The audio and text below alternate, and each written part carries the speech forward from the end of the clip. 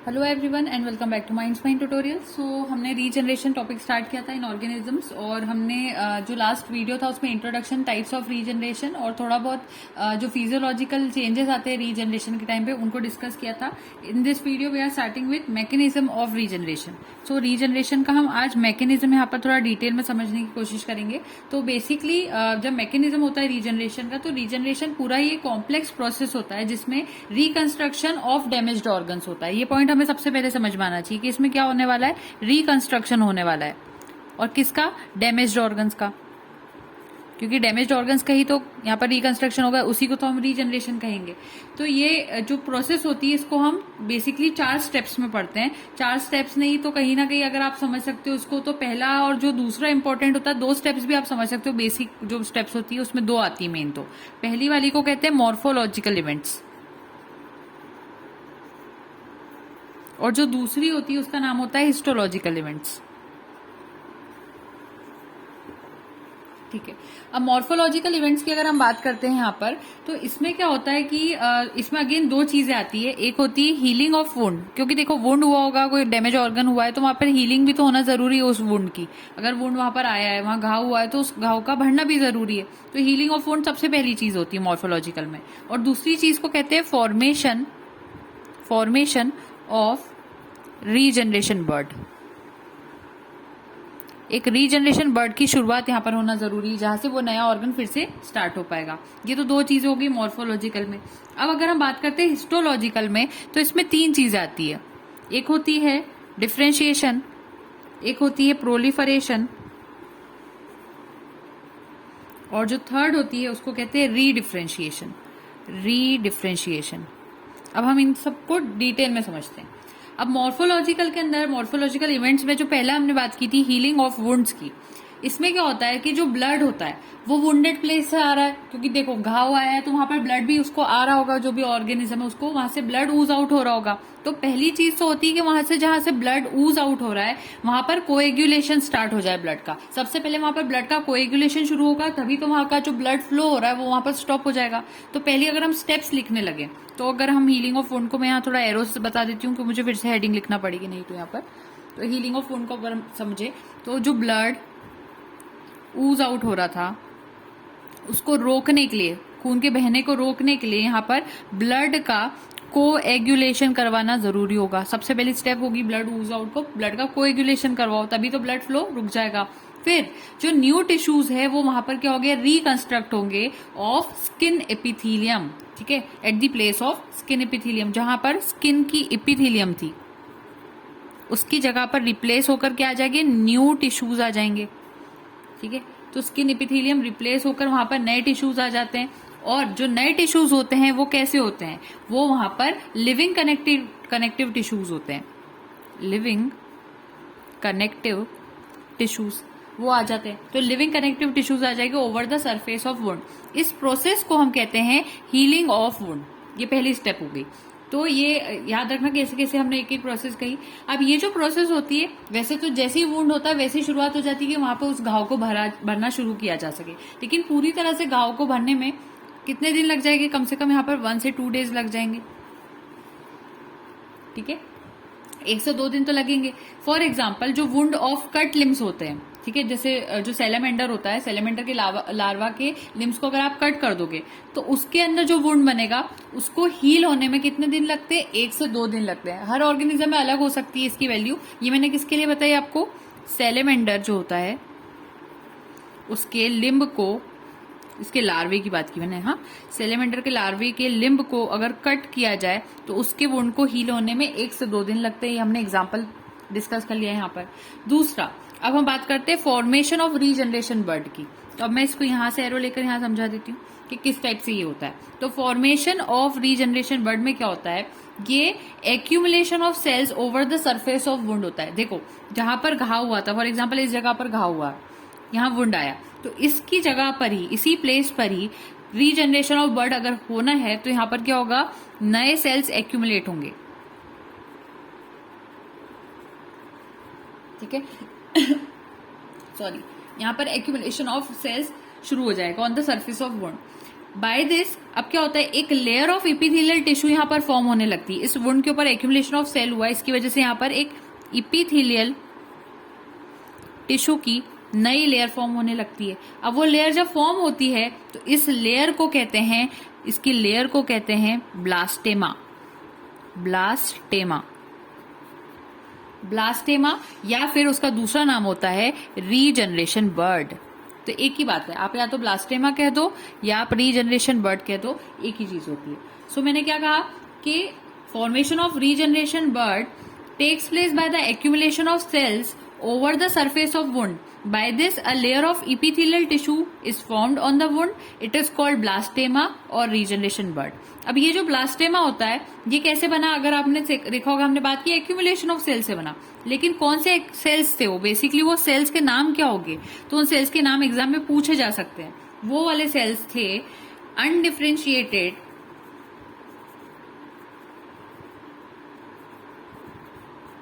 मीजोकाइम cells. Undifferentiated mesenchyme cells, तो undifferentiated mesenchyme cells ने यहाँ पर ब्लास्टेमा को बनाया। Blastema is formed by undifferentiated mesenchyme cells और ये कंटिन्यू करते हैं to grow before they are differentiated. ये कब तक ग्रो करते जाएंगे, ये ग्रो हमेशा करते रहेंगे जब तक वहां पर क्या हो जाए, ये डिफरेंशिएटेड ना हो जाए। ग्रो टिल डिफरेंशिएशन, कब तक ग्रो करते हैं ये अनडिफरेंशिएटेड मेसोकाइम सेल, जब तक इनमें डिफरेंशिएशन की प्रोसेस ना हो जाए। तो प्रायर टू डिफरेंशिएशन अगर हम बात करें, जो ब्लास्टेमा होता है उसमें क्या क्या स्टेजेस आती है। देखो अभी मैंने क्या कहा कि जो अनडिफरेंशिएटेड, अभी ये डिफरेंशिएटेड नहीं थे। अब अगर आपको नहीं मालूम कि डिफरेंशिएशन क्या होता है तो मैंने वीडियो अपलोड कर रखा है, गैमेट बायोलॉजी या डेवलपमेंटल बायोलॉजी की प्लेलिस्ट में मिल जाएगा, उसको डिटेल में देख लेना तो समझ में आ जाएगा। Differentiated, undifferentiated cells, induction, competence और डिटर्मिनेशन, ये 4 वीडियोज है, चारों इंपॉर्टेंट होती है, तो वो आपको वहां से समझ में आ जाएगा, उसका आइडिया मिल जाएगा। तो ब्लास्टेमा बना कौन से सेल से था, अनडिफरेंशिएटेड सेल से बना था, और वो सेल्स अब यहाँ पर डिफरेंशिएशन शो कर रहे हैं। अब जब डिफरेंशिएशन ये सेल्स यहाँ पर शो करेंगे तो इसके बीच में, अनडिफरेंशिएशन से डिफरेंशिएशन में जाने से बीच में यहाँ पर कुछ स्टेप्स इन्वॉल्व होती हैं। अब वो स्टेप्स कौन सी होती है, इसमें से पहली स्टेप होती है undifferentiated cells are filled in Triturus at 20 degree celsius within 15 days. जो अनडिफरेंशिएटेड सेल्स थे वो फिल्ड हो जाते हैं इन, किसमें फिल्ड हो जाते हैं, Triturus, Triturus at 20 degree celsius within 15 days. ये याद रखना, ये पहली स्टेप थी। दूसरी स्टेप होती है, जो ब्लास्टेमा होता है वो कोन शेप का हो जाता है विद इन 20 डेज। ब्लास्टेमा कोन के शेप का हो जाता है, कोन के शेप का, ठीक है, और कितने दिन में, विद इन 20 डेज। ऊपर कितना था, 15 डेज, नीचे कितना है, 20 डेज। थर्ड स्टेप होती है आफ्टर 35 डेज। आफ्टर 35 डेज पहला साइन देखने को मिलता है फॉर्मेशन ऑफ डिजिट्स का, क्योंकि हम सेलेमेंटर की बात कर रहे हैं, उसके लिम्स कटे हैं, तो धीरे धीरे वहां पर उसके डिजिट्स बनना, उसकी छोटी सी डिजिट्स आने शुरू होंगे। तो 35 डेज बाद फर्स्ट साइन देखने को मिलता है of digit formation, digit formation. और फोर्थ स्टेप होती है जो कि लास्ट होती है कि आफ्टर 75 डेज पूरा का पूरा लेग वहां पर डेवलप हो जाता है। Whole leg is develop. अब पूरा लेग वहां पर डेवलप हो जाता है which resembles with original leg, which resembles with original leg. समझ में आ रही बात। तो हमने क्या बात की कि मैकेनिज्म ऑफ रीजनरेशन के अंदर मॉर्फोलॉजिकल इवेंट्स होते हैं और हिस्टोलॉजिकल इवेंट्स होते हैं। मॉर्फोलॉजिकल में हीलिंग ऑफ वुंड्स होती है और फॉर्मेशन ऑफ रीजनरेशन बर्ड होता है। फिर उसके बाद हीलिंग ऑफ वुंड को हमने यहाँ पर डिस्कस करा और फॉर्मेशन ऑफ रीजनरेशन बर्ड को हमने डिस्कस करा। फॉर्मेशन ऑफ रीजनरेशन बर्ड में हमने 4 स्टेप्स और देखी कि जब अनडिफरेंशिएटेड सेल से डिफरेंशिएशन में जाने लगता है ब्लास्टेमा, तो उसमें क्या 4 स्टेप्स इन्वॉल्व होती है वो हमने डिस्कस करी। तो यहाँ पर हमारे मॉर्फोलॉजिकल जो इवेंट्स थे वो कंप्लीट हुए। अब हम लोग स्टार्ट कर रहे हैं हिस्टोलॉजिकल इवेंट्स के साथ। अब मेरे पास एक डायग्राम है, ये चेंजेस शो कर रहा है during the regeneration of limbs of salamander. मतलब अभी जो मॉर्फोलॉजिकल हमने पढ़ा उसी का हम डायग्राम देख रहे हैं। तो फिर हम लोग उसके बाद हिस्टोलॉजिकल स्टार्ट करते हैं। तो सबसे पहले एपिडर्मिस थी, यहाँ पर Cutis, dermis, connective tissue, muscle, bone, freshly cut surface दिखाई दे रहा है, यहाँ से फ्रेशली कट हुआ है। अब उसके बाद एपिडर्मिस के उधर आप देख रहे हो यहाँ पर ब्लास्टेमा का फॉर्मेशन आता हुआ दिखाई दे रहा है, रीजन ऑफ डी डिफरेंशिएशन यहाँ पर हमें दिखाई दे रहा है। और फिर उसके बाद आगे जैसे ब्लास्टेमा के इसमें कन्वर्ट हो जाता है, उसका डिफरेंशिएशन हो जाता है तो रुक जाती है वहां पर सेल ग्रोथ।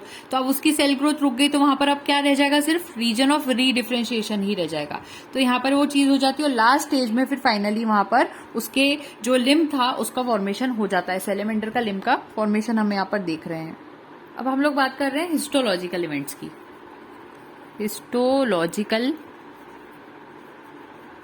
इवेंट्स, अब इसमें क्या होता है, हमने अभी बात की थी डिफरेंशिएशन होता है, दूसरा होता है प्रोलिफरेशन और थर्ड होता है री डिफरेंशिएशन।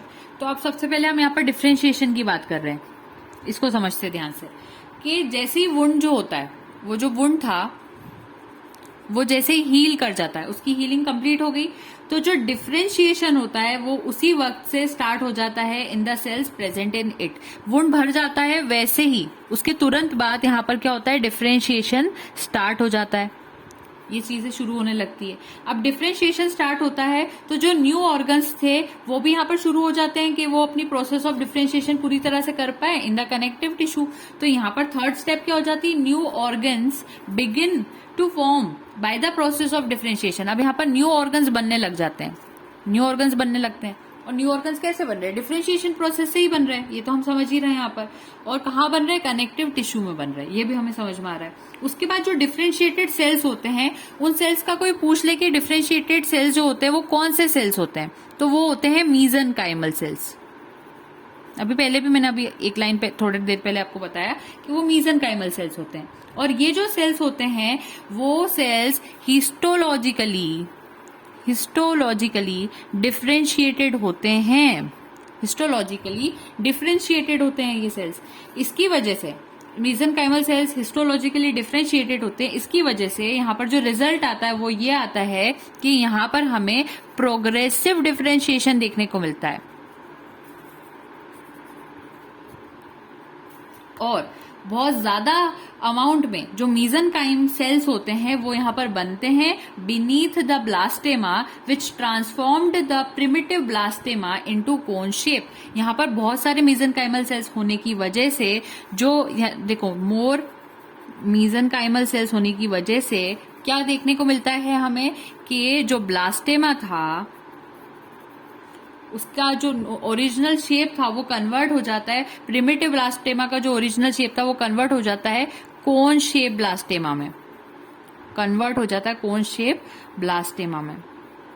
कौन सा वाला, प्रिमिटिव वाला, ये हमें देखने को मिलता है। तो ये प्रोसेस होती है डिफरेंशिएशन की कि after the wound is fully healed up the differentiation begins in the cells, ठीक है, begins in the cells present in it. New organs क्या होते हैं, शुरू हो जाते हैं। तो new organs begin to form by the process of differentiation in the connective tissue. These differentiated cells are mesenchymal cells. These cells are histologically differentiated. As a result of progressive differentiation, more and more mesenchyme cells are formed beneath the blastema, which transformed the primitive blastema into the cone-shaped blastema. उसके बाद दूसरी step होती है proliferation.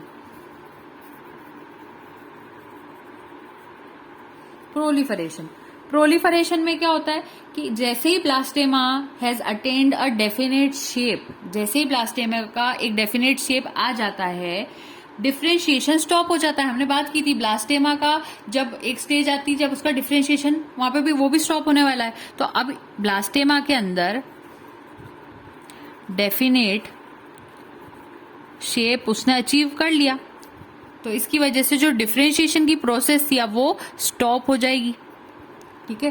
Blastema का definite shape आ गया तो इसकी वजह से यहाँ पर वो स्टॉप हो जाएगी प्रोसेस, ये हमें समझ में आता है।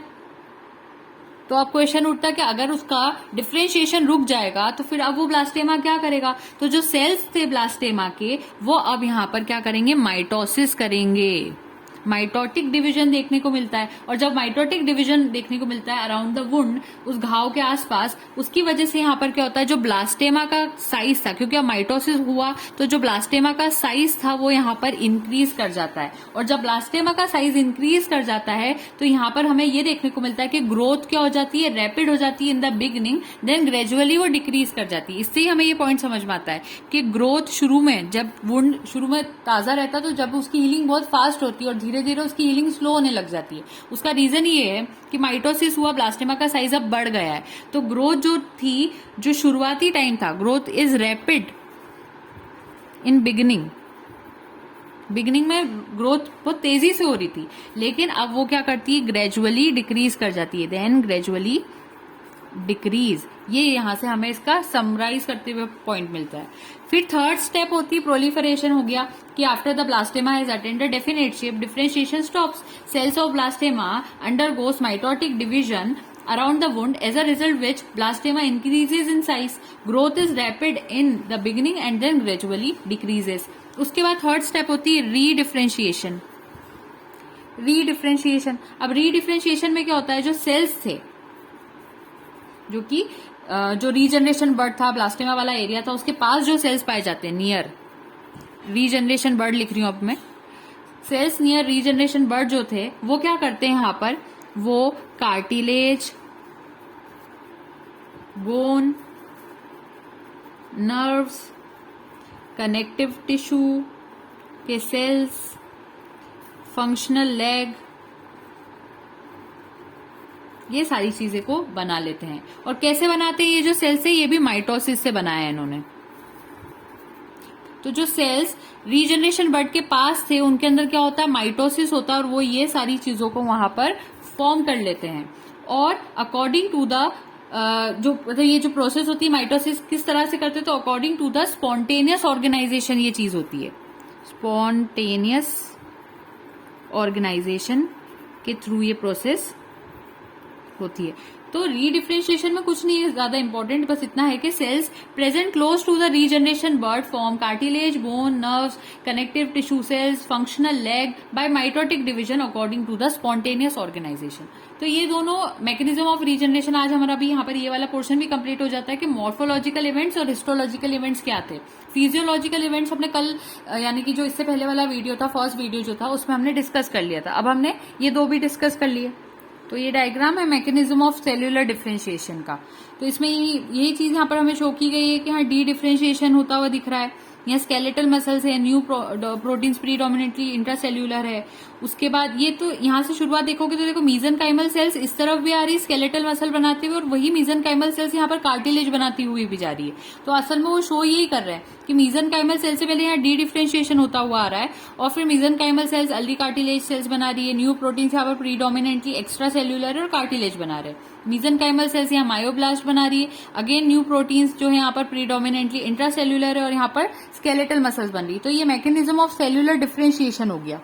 अब मैं थोड़ा सा रीजनरेशन इन डिफरेंट एनिमल्स को एक्सप्लेन कर देती हूँ यहाँ पर कि जो लो ग्रेड एनिमल्स होते हैं, ठीक है, उसमें भी रीजनरेशन होता है। तो प्रोटोजोआ में कैसे होता है कि रीजनरेशन जो प्रोटोजोन्स में पाया जाता है वो कैसा होता है कि अगर उसको आप ब्रोक कर दोगे, सेपरेट कर दोगे, तो उसके पास न्यूक्लियस, एक्टो और एंडोप्लाज्म होता है। मॉर्फिलेक्टिक रीजनरेशन उसके अंदर हमें देखने को मिलता है। अब मॉर्फिलेक्टिक अगर आपने फर्स्ट वीडियो नहीं देखा तो आप नहीं समझ पाएंगे कि मॉर्फिलेक्टिक रीजनरेशन कौन सा होता है, इसलिए फर्स्ट वीडियो देखना जरूरी है।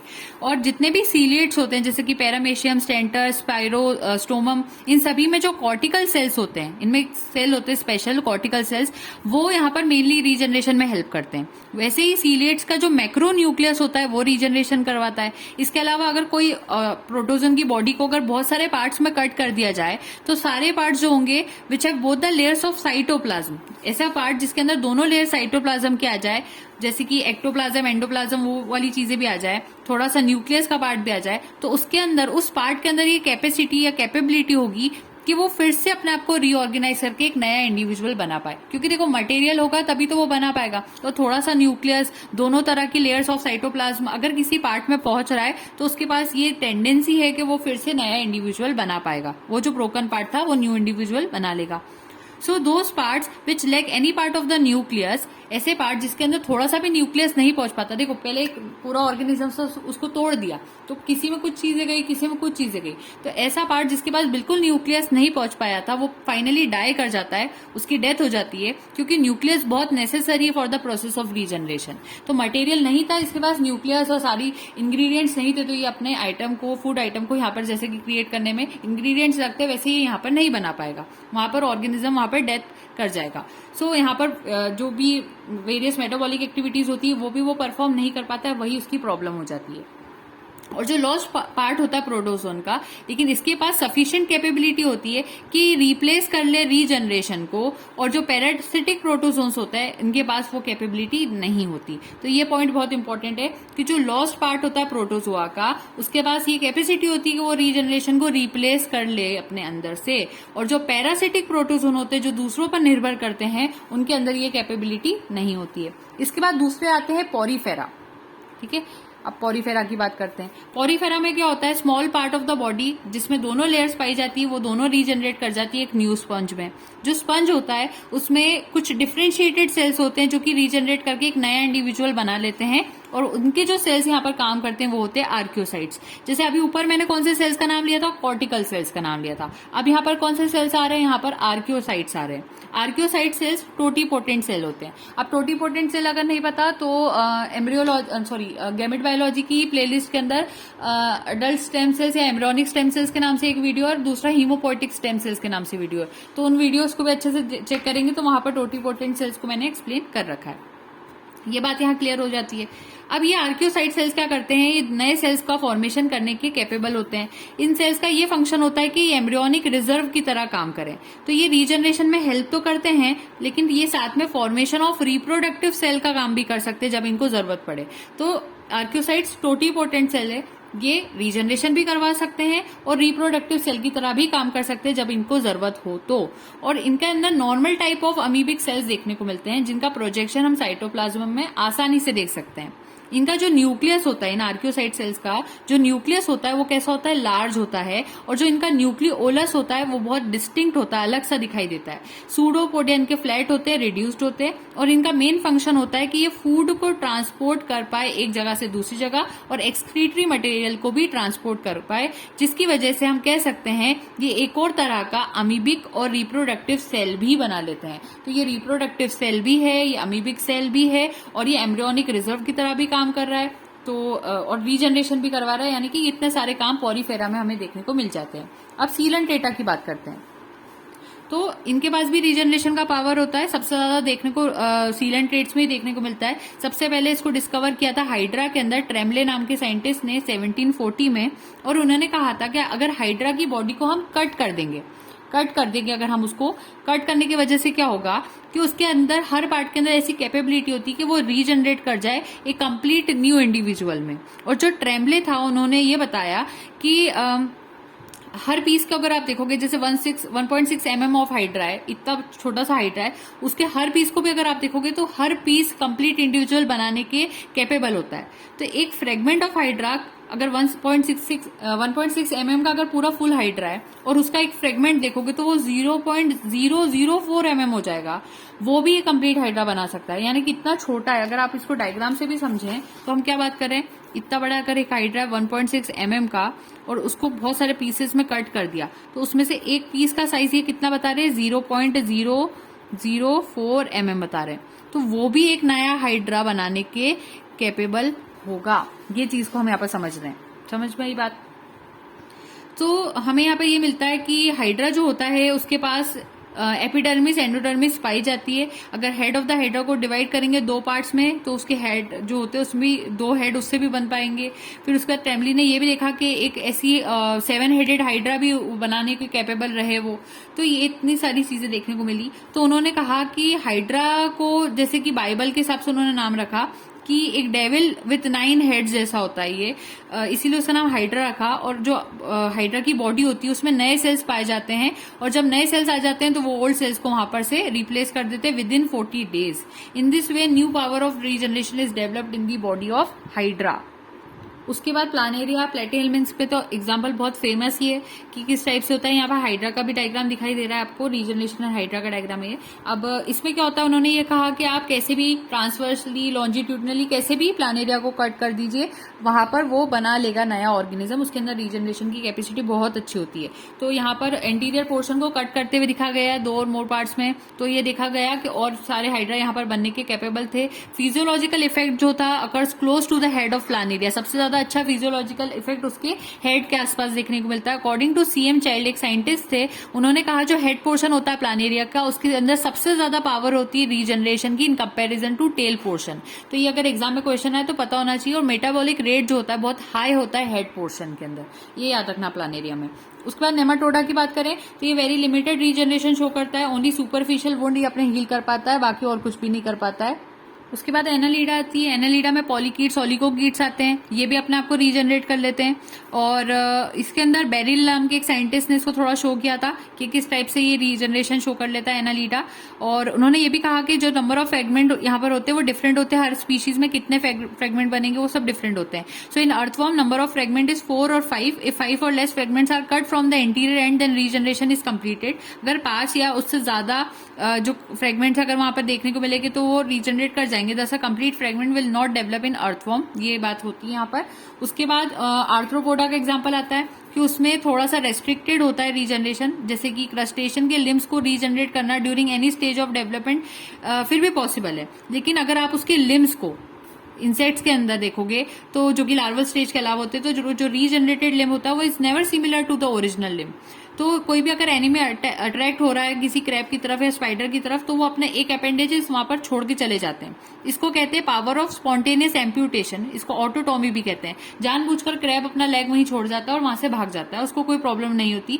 उसका लॉस्ट लिम की जगह पर वुंड कवर हो जाता है, वहां पर एक काइटिनियस रिंग आ जाती है जिसकी वजह से रीजनरेशन बर्ड वहां पर आता है और उसकी वजह से उसके बाद एक बार फिर से नया लिम आ जाता है। तो ये जो ऑर्गेनिजम्स होते हैं ये एपिमॉर्फिक टाइप ऑफ रीजनरेशन इनमें पाया जाता है। ज्यादातर ये लिम्स को डेवलप कर पाते, खुद की पूरी बॉडी को नहीं डेवलप कर पाएंगे, सिर्फ लिम्स को कर पाते हैं, इसलिए थोड़ा सा रेस्ट्रिक्टेड होता है आर्थ्रोपोडा में। उसके बाद मोलस्का आ जाती है, इनके अंदर बहुत लो पावर ऑफ रीजनरेशन होता है। गैस्ट्रोपोडा के अंदर आप देख पाओगे कि उसकी जो आईज होती है विद आई स्टॉक्स और जो पार्ट्स होते हैं हेड और फूट के, वहां पर थोड़ा बहुत रीजनरेशन हो जाता है। पूरा सिर तो नहीं रीजनरेट कर पाएगा, होल हेड को नहीं कर पाएगा ये। सिमिलरली सिफोलोपोड, सीपिया, ऑक्टोपस ये रीजनरेट कर पाते हैं अपने आर्म्स को, not the other parts of the body.